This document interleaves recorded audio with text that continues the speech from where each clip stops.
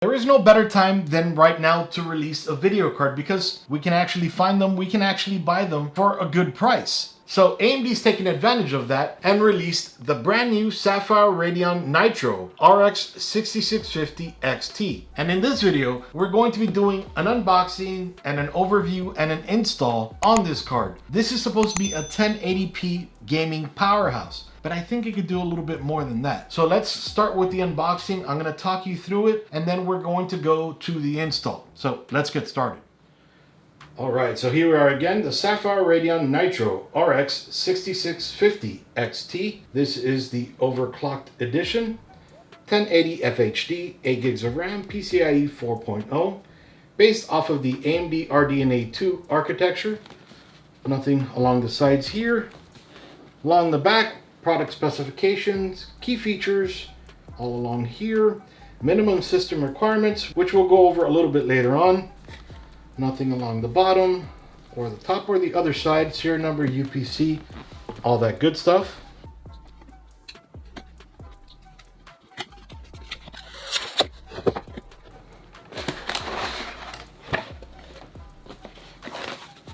Okay, so foam along the top. This is the manufacturer card. Comes in all of the Sapphire cards. Sapphire Technology Limited shows their address in Hong Kong and then representative in Germany. The Sapphire graphics card quick installation guide, which you don't have to worry about this. We're going to go over in this video. This is the card. I'm going to put it aside just for right now. Let's see if there's anything else in here. Foam. More foam, and the box. There are no adapters, so if you need any adapters, you are going to need to buy them separately. I'll link them down below just in case. All right, and then here is the card. Okay, it is a nice thick card. So let me go ahead and peel this off.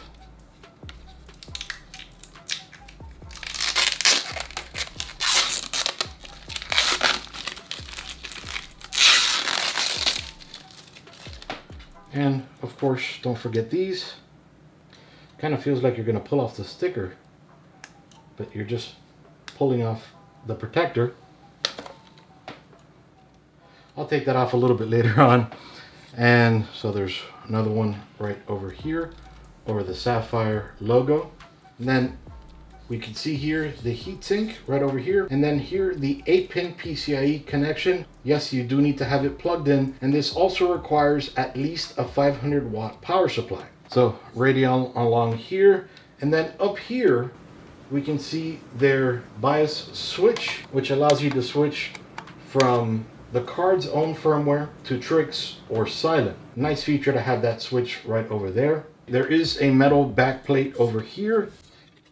As with most of these cards, this does have an open back slot right over here to allow the fan to vent air through here into the case, helping to cool the GPU down a little bit. Then there is this ARGB connection on the card. This allows you to connect to your motherboard and then connect it with the motherboard's own ARGB software in case you don't want to go through Trix. We'll get into that a little bit later on. All right, along the bottom of the card here, pretty basic stuff. We can see the heatsink. It is a tremendous heatsink. And then the heat pipes down over here. And then coming over here, we can see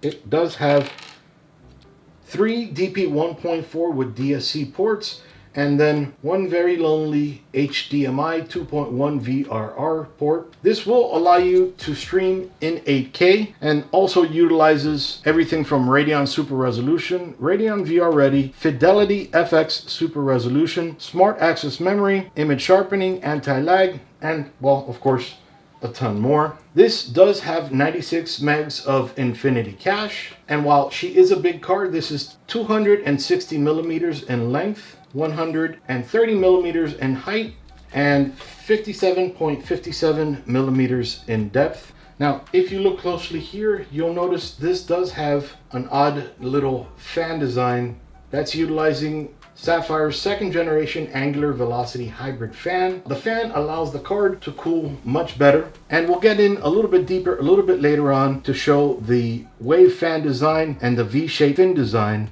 Can't do it right now because, well, we need to benchmark, and I don't want to mess up anything until after that point.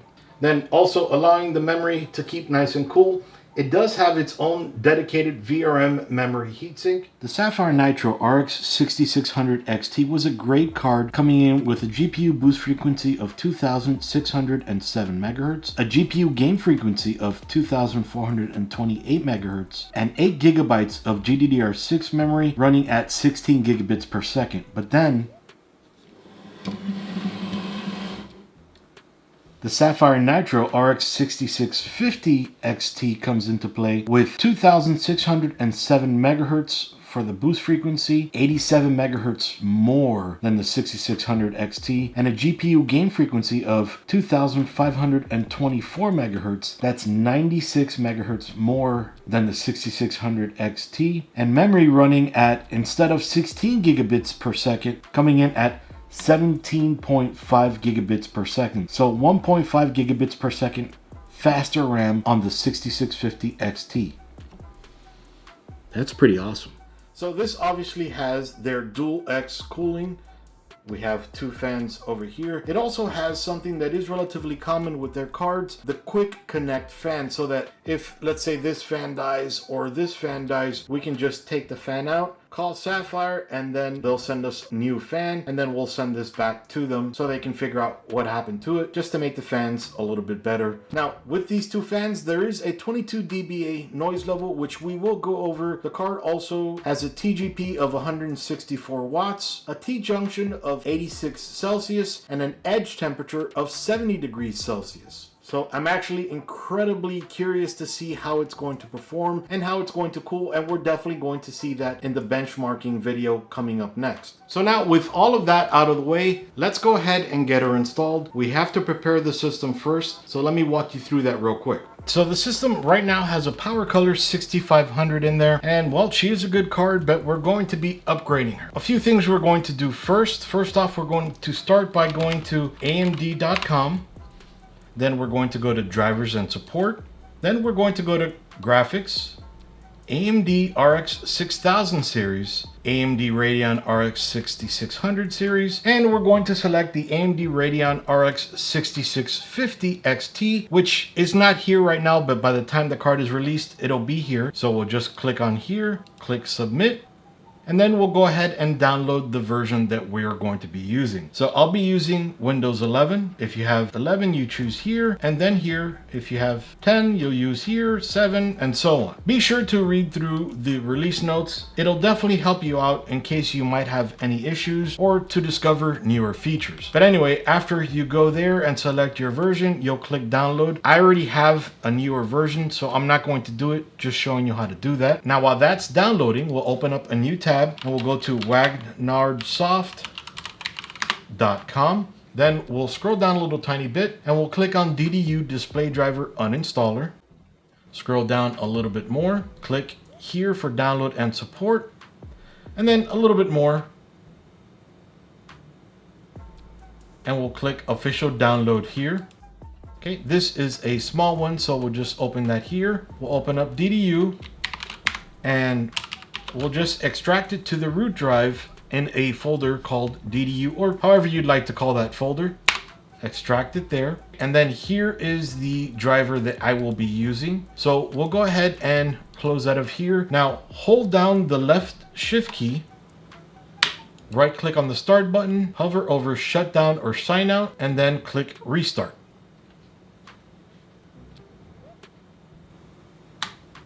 So now we'll click troubleshoot, advanced options, startup settings, and then restart to change Windows options, such as, we'll give all the options right here, and then we'll click restart.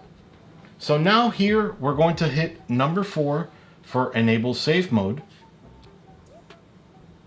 So this is the part most people fight me on. A lot of people don't like to use DDU because either you're coming from AMD on-die graphics, which uses drivers, Intel HD on-die graphics, which uses video drivers, NVIDIA drivers, which use NVIDIA drivers, or an AMD video card that uses drivers as well. They're all going to have older drivers. Even if it's a fresh install of Windows, it's going to have its own set of drivers. What this does, it gets rid of all the drivers, giving you the Microsoft basic driver enough to get you going so that you can still see what's on the screen, giving you a clean slate. That way you have all the performance the card and the drivers are going to give you, nothing holding you back. But hey, if you don't like the performance, do whatever you want. For those of you that do like performance, follow along.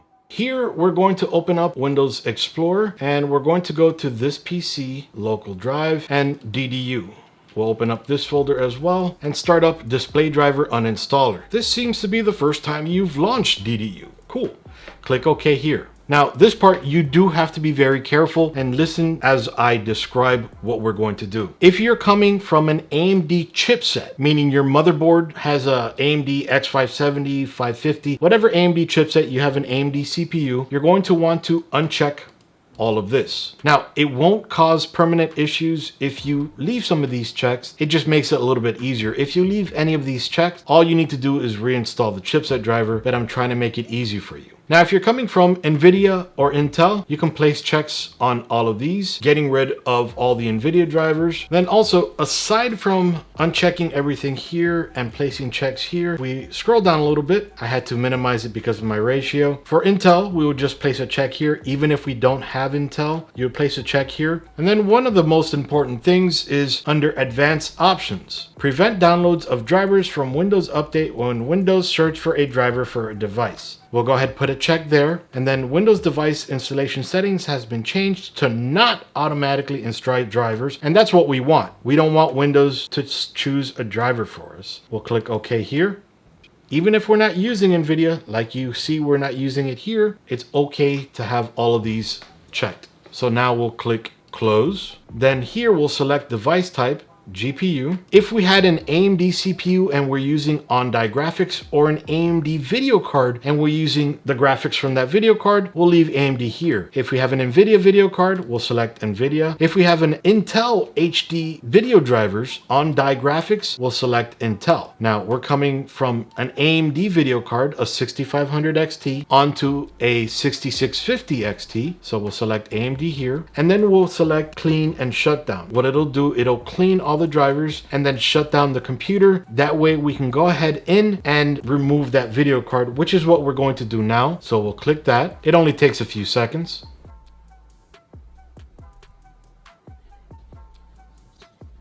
All right, so now that we've gone ahead, removed all the drivers and shut down the machine, now we can go ahead and remove the video card. Now that we have the system shut down, we'll go ahead and disconnect the HDMI or DP or VGA or DVI cable from the back of our video card. Now, you can either leave your power supply cable plugged in and just turn off the power supply, or you can unplug it, whichever you'd like. So before you touch anything inside of the system, make sure you ground yourself.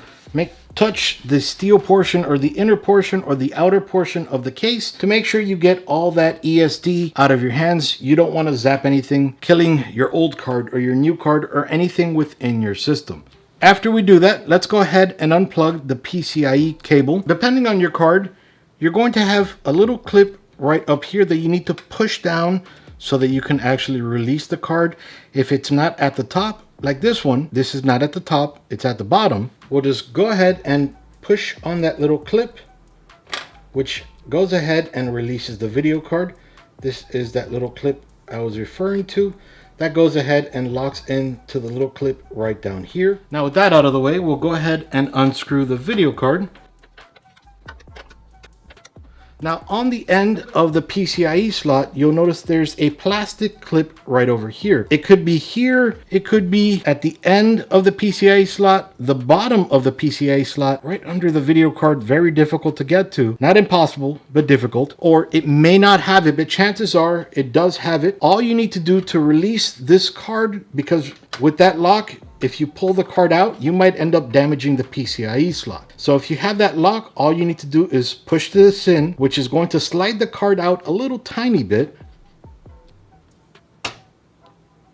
And now we'll go ahead and pull the card out. So the card locks into this little bracket right over here. And when this is open, the PCIe slot is open, meaning you can take the card out or you can put another card in. When you put a card in, this will snap back in place. So let's go ahead and install the Sapphire Nitro RX 6650 XT. We've already grounded ourselves, so it's okay to touch this card. This card is a 2.5 slot card. Now that means that it will take up 2.5 PCIe slots or expansion slots, but we only need to take out 2 IO covers, not 3. So with that, we'll go ahead and line up these PCIe fingers into this slot right over here. So all we'll do is slide it right in here. And then we'll go ahead and push the card in. Again, we're going to notice that little locking mechanism pop right up. So that locking mechanism snapped up, locking the card in place. So at this point, we can go ahead and let go of the video card. We're going to go ahead and screw in the video card.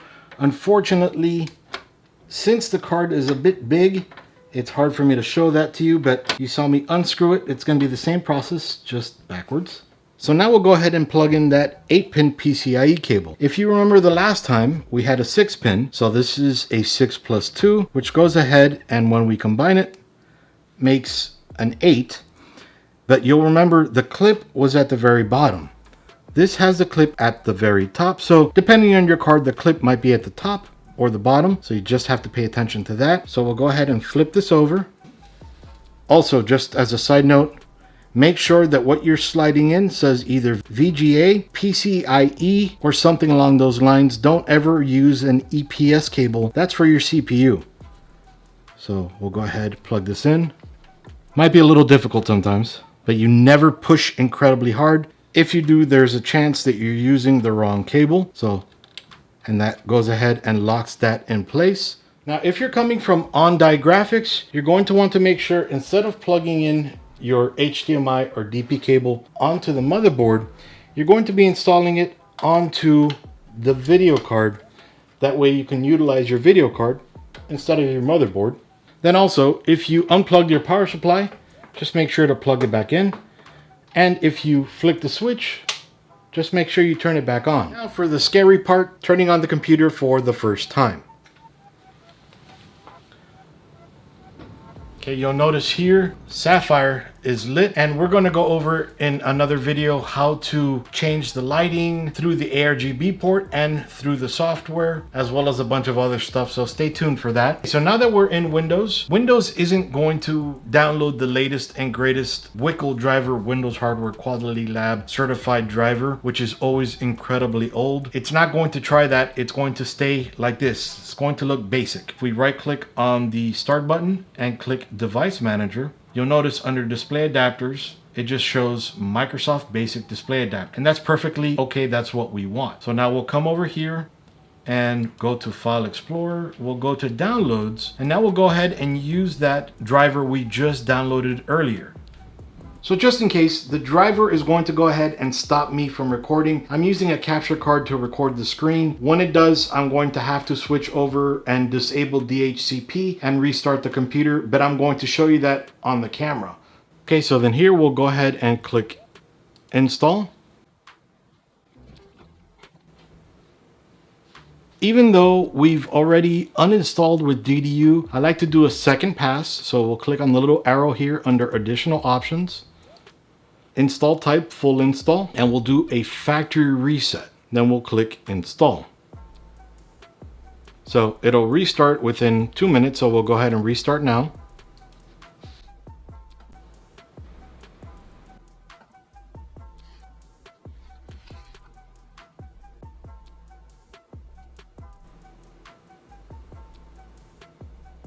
Okay, so now at this point, we're gonna have to go ahead and restart. Now, it's gone ahead and enabled HDCP, so I can't record with my capture card. So I'm gonna go ahead, uncheck here, and we're gonna go ahead and restart. All right, so we're back in Windows. It most probably will disable my capture card, but I'll show you how to make that work in 1 second. So then we're going to right click on the background and then click AMD Software Adrenalin Edition. Okay, we can read through all this, or we could just skip it for now. Now, because everything changes often on this, I'm just gonna go up here, type HDCP, then click HDCP support, overrides, then click read and accept the EULA under overrides. I accept, and then we'll go ahead and disable HDCP and proceed. Now we have to restart, so let me do that real quick. And now with HDCP disabled, we can right click on the desktop, click on AMD Software Adrenalin Edition, and now I can show you everything that AMD has to offer in their new suite. So we can click on home. Here it'll show us the last game played, recent games, drivers and software, AMD link status, media capture, that way we can take screenshots, record a video, instant replay, GIF or GIF. And over here under gaming, here we can see all the games we have installed, and then we can set our own individual profiles. That way the game plays better. Record and stream. Under performance, here we can do some tuning. Then we have some of the AMD advisors here, and then we can also set up gaming, esports, power saving profiles. And then clicking on the gear over here brings us to the lower level settings, graphics settings, the profiles again, and then all of the different AMD Radeon options we have here. Display options here. And because I'm running on a capture card, I cannot enable FreeSync. If I was connected directly through HDMI or DP, I would be able to on this monitor. And then here's where we disabled HDCP. Over here, video, where we can set up all the different lighting and colors and different kind of effects like that. Hotkeys, accounts, AMD link, AMD Relive VR or Relive VR, more in-depth record and stream settings, and then some more metrics over here, and preferences. So aside from setting up FreeSync, you'd want to come into the background, right click, and then click Display Settings. Scroll down a little bit, then click Advanced Display. Scroll down a little bit more, and then you'd want to set your refresh rate to as high as your monitor can go. My particular monitor does 120 Hertz. Again, capture card, I can only go as high as 60. You know, if yours went 140, 200, to whatever, you can raise it, and that'll definitely help with how silky smooth your video and your gameplay will be. So in this video, we've done the complete unboxing, overview, and installation, including removing the old video card of the Sapphire Radeon Nitro RX 6650 XT. Feels a little weird to say the 50 part. But so now it's totally up to you to get some gaming with this bad boy, get some video editing. No matter what you do, now you're all up and set, ready to go. Now it's up to me to do some benchmark and some comparison, just to see how good this card is. I've also set you up so that you can get the most performance out of this card. But anyway, stick around for a lot more. Iggy with ThisBytesForYou up. See you guys.